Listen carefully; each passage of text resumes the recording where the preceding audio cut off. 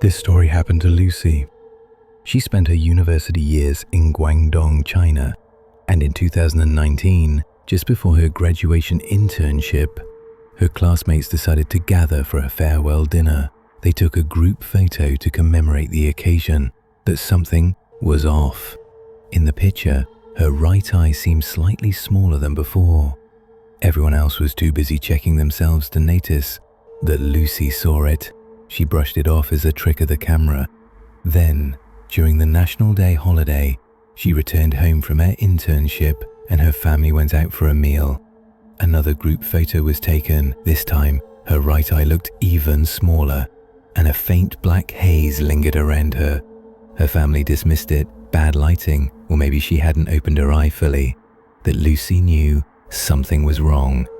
Her vision remained unaffected, yet her right eyelid grew heavier, harder to lift. Her internship was at a high school, and for some reason her mentor, Ms. Jiang, seemed hostile toward her. As a young trainee teacher, Lucy had little authority in the classroom. Students chatted, slept, and passed notes that she ignored them to avoid trouble. Ms. Jiang disapproved, criticizing her for being too soft. Ms. Jiang herself wasn't well liked at school. She was the only female teacher assigned night shifts. One morning, Lucy woke with a throbbing right eyelid and uneasy dread gnawing at her. That day, as she wrote on the blackboard, she suddenly knew, with unnatural clarity, what the students were doing behind her. She could see them passing notes, whispering. She slammed the chalk down, snatched the notes and unfolded one. "Do you hate Ms. Jiang?" She frowned, opened another. "Stop looking, I'm talking to you." "Who wrote these?" she demanded. A chubby boy stood up. "Me, teacher." She glared at the note in her hand, but now it read, "Let's get burgers for lunch." That evening, Ms. Jiang praised her for finally showing authority. That later, when Lucy went to the bathroom, the night guard's rhythmic snoring, usually a comforting sound, suddenly stopped. The hallway fell dead silent. She pushed the door open slowly. The guard was slumped against the doorframe, grinning vacantly. His eyes were glazed as he whispered, "He's coming for you." Then he covered his left eye and pointed behind her.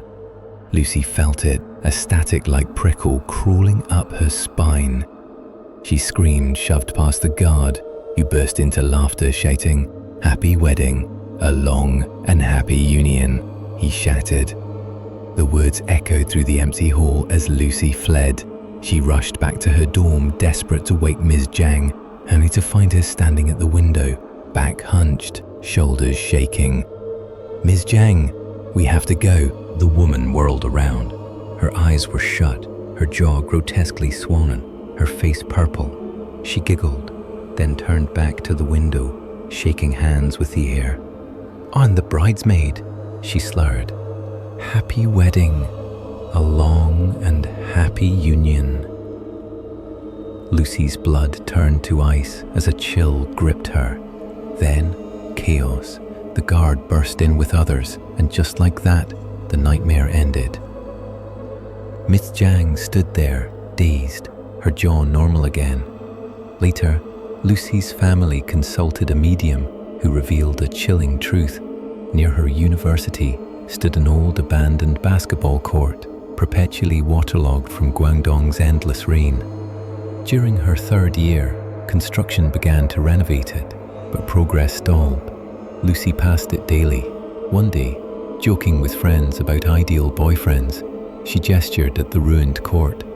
"I like tall guys," she laughed. "Then find one on the basketball court," her friend teased. "Look at this place," Lucy scoffed, snapping a picture. "Who'd play here?" In the photo, a swirl of black mist. She thought it was a smudge on the lens, but from that moment on, something had been watching.